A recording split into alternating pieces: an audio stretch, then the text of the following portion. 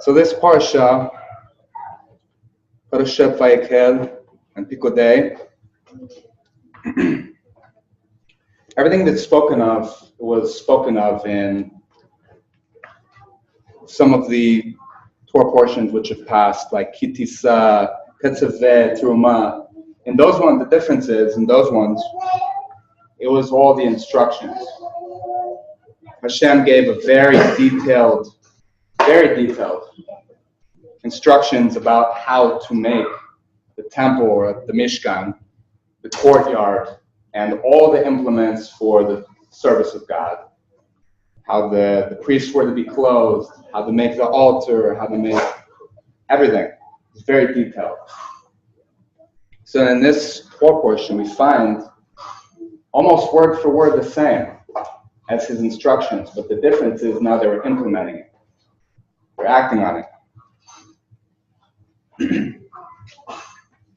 So it's taught in Tanya a few days ago, last week's daily Tanya reading. It says, Vihine kishadam osek batorah, that when the person is immersed in Torah study, azai nishmasa shehi nafsha he'elikis, then his soul, namely his divine soul, im shnei levusheha hapnimim levadam she'en koyach hadibor u'machashava, along with just its two inner garments, the powers of speech and thought, nichlalas be'or Adonai in sof baruch hu, are absorbed into the infinite light of God, umiyuchados bod beyuchud gamu, and merged with it seamlessly. Vehi bishra'as b'shechina al nafsha he'elikis, and this is the meaning of the term resting of the Shekhinah on his divine soul. So what does this mean? When a person is studying Torah, the Shekhinah is resting on what it says there. It's taught that a person has three garments of their soul. The three garments are thought, speech, and action. These are the three garments of the soul. So when the person is delving into the Torah and studying the Torah, the Shekhinah is resting upon his divine soul. The light, the Shekhinah, the presence of God. But only on two of the garments, on thought and on speech. Because when we're studying Torah, we're thinking about it and we're speaking it, So we're thinking about it and speaking. That's where the Shekhinah rests on that. But that means that the Shekhinah is not resting on every area. It's only on two of the garments, and it's only the godly soul. Godly soul is separated from the animal soul, so to say, the fleshly soul. So the godly soul is spiritual completely, whereas the animal soul it's our body, it's our flesh and our blood. So when we're studying, the Shekhinah is resting on thought and speech and on the divine soul. So that's incomplete, right? So it says, as our sages of blessed memory taught, that even if one person sits and is immersed in Torah, the Shekhinah is with him. That's from Talmud Bracha 6a. Torah study, however, only draws down the Shekhinah upon the divine soul and its two inner garments of thought and speech. It doesn't affect the action garment of the divine soul or any of the animal soul's garments nor the body. But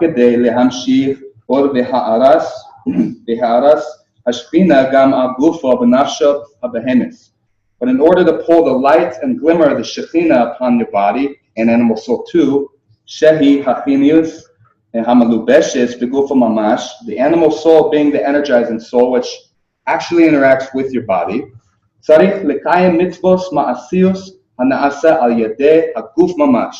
To do this, you need to observe practical mitzvahs which are actually carried out using the body. She'az koyach haguf mamash sheba'asiya zoy nichlal be'or Adonai uretzono. Because then your body's actual energy invested in the mitzvah act is absorbed in God's light and His will. Umeyuchad bo beyichud gamu, and is merged with God's will seamlessly. So the point of this is that when you're studying Torah, God's Shekhinah is resting on your thought and on your speech and on the divine soul. But when you actually do a mitzvah, when you actually are doing God's will, now the Shekhinah is resting on your body. because now your body is being pulled into service of God. Now you're not just serving God by studying words of Torah and thinking and speaking it. Now when you're out there doing it, now his Shekhinah is resting on that garment of the soul, which is action. And that's the part that people can see. People can't see your thoughts, he can. And people can hear your words, but still it's incomplete.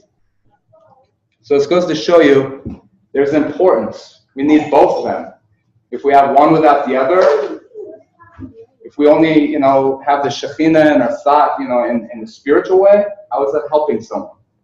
But if we were only just doing, how can we do it without studying also? So we need both. We need to study and have Shekhinah upon our thoughts, upon our words, but then we need to do his will.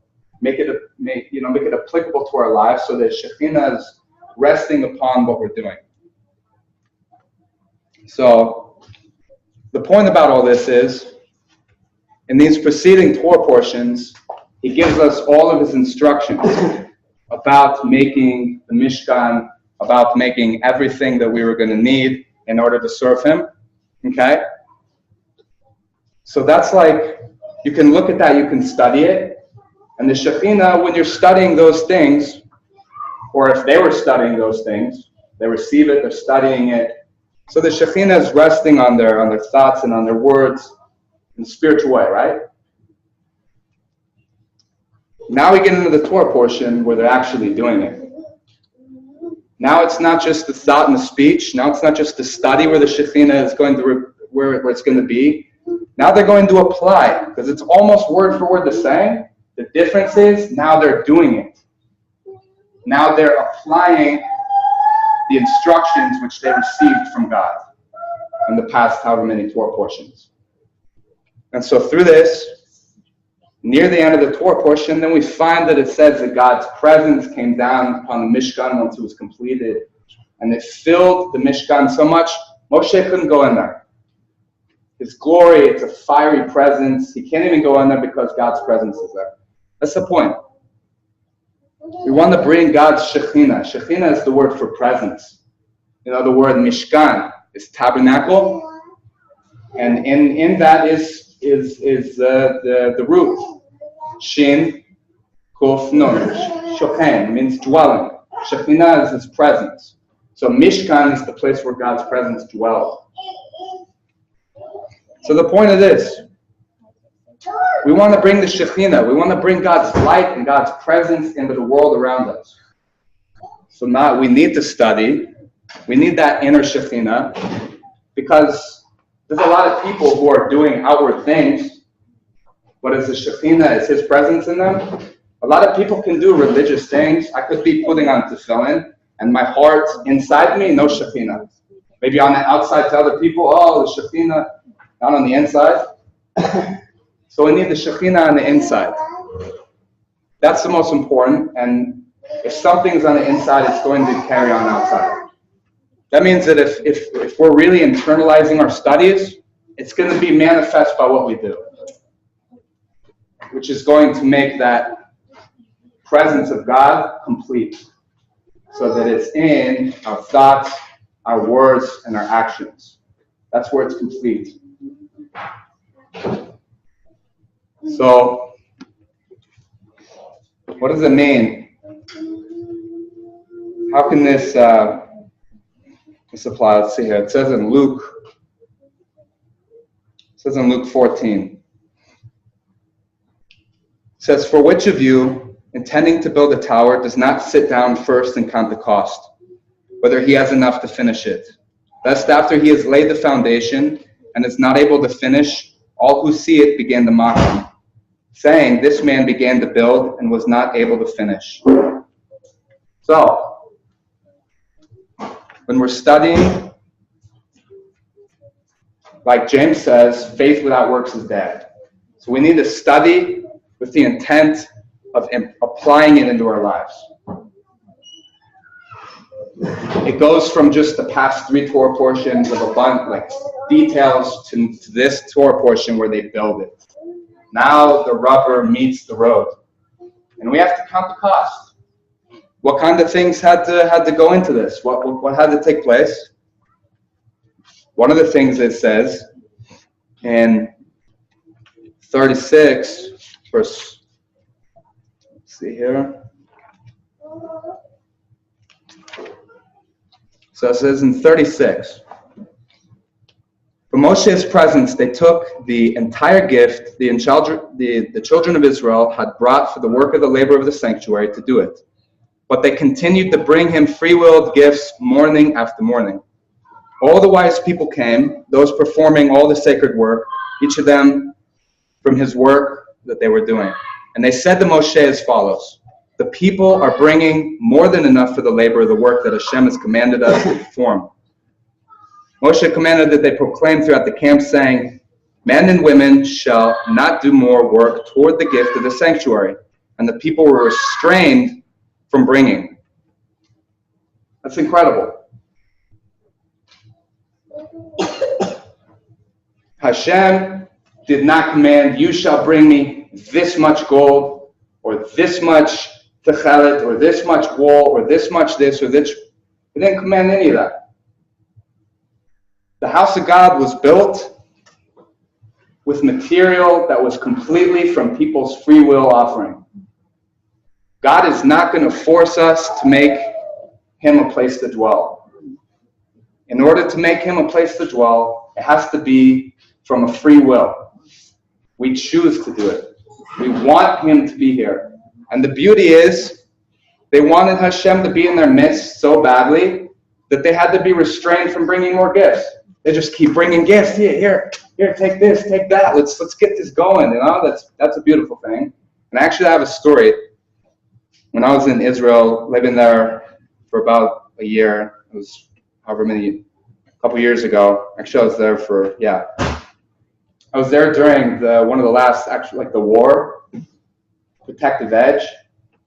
And the kibbutz where I was at, it's the only one of its kind. It's a kibbutz where there are Messianics. It's the only one. And so we decided that we were going to go to the hospital there, a really big hospital in Tel Aviv. And we made tons of baskets with, like, I think we had little psalm books in there. We had some drinks, we had some goodies, we had whatever else. And then we had a beautiful card that had Psalm 91 on it, which is a beautiful psalm for a time of war, you know? And we had, I don't know how many we prepared, over 20 of them. And we're just going there in faith. We're like, I don't know what it's going to be like. We're just going to a hospital to go bless wounded soldiers and their families. So we didn't know what to expect. I was thinking, personally, I wonder what this is going to be like. They're probably going to... I didn't think that there would be anyone doing the same thing, right? But we go there, and we have to talk to people at the front desks, figure out where some of the soldiers are at, and their families and rooms, so we can visit them and bless them with gifts and pray over whatever.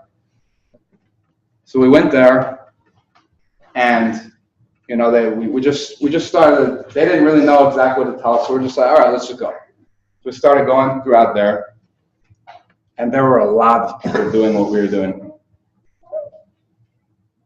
of their own free will. They were there wanting to do the same thing. Young guys showing up with guitars. We'd walk past one room where there's a kid that maybe lost his leg, God forbid. And there's some guys in there with a guitar and they're singing psalms over him.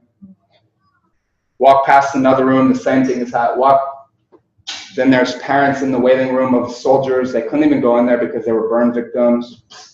They were surrounded by gifts. They were surrounded by people there encouraging them. Not even family. They don't even know them.